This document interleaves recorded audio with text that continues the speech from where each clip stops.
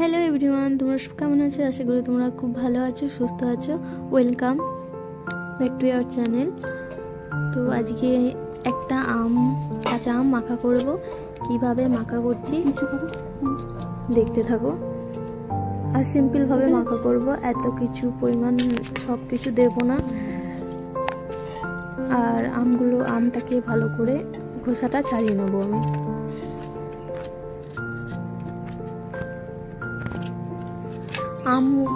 আম মাখা যদি মেশিন দিয়ে ঘষে করা হয় সেটার থেকে এটা বেশি ভালো লাগে খেতে। ওটাও ভালো লাগে, ওইটা সর্ষে বাটা কাসন্দ সব দিলে বেশি ভালো লাগে। আর আমি এখানে ফালি করে তাড়াহুড়ো করে আমি অনেক দিনই খাইনি আম মাখা, তো আজকে ছুরি দিয়ে ফালি করে কেটে নিয়েছি পাতলা করে। তারপর পরিমাণ মতন একটু নুন, একটু চিনি দিয়েছিলাম, আর একটা শুকনো লঙ্কা পুড়িয়ে দিয়েছিলাম। পুড়িয়ে দিলে বেশি টেস্ট হয়। তো মাখা করে খেলাম, খুব সুন্দর হয়েছিল। এরকম করে তোমরা জলদি তাড়াতাড়ি করে আম মাখা করে খেতে পারো।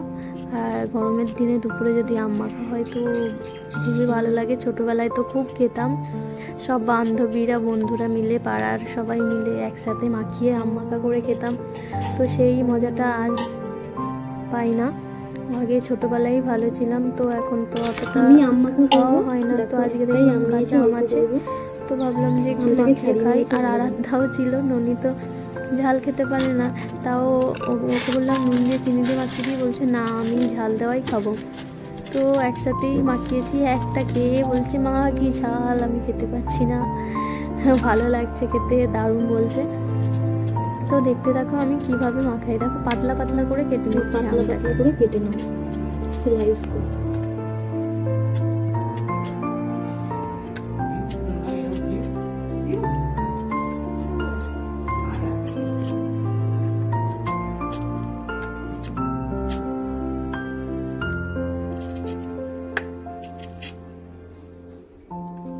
লঙ্কা দিয়ে মাখাবি না?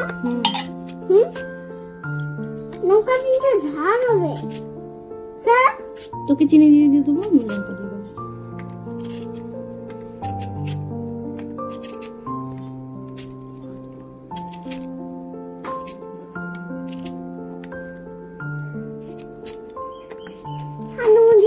তোকে লাগবে, আমাকে একটু হলুদ মাখিয়ে দিবি। দেখো আমি এরকম স্লাইস করে কেটে নিচ্ছি।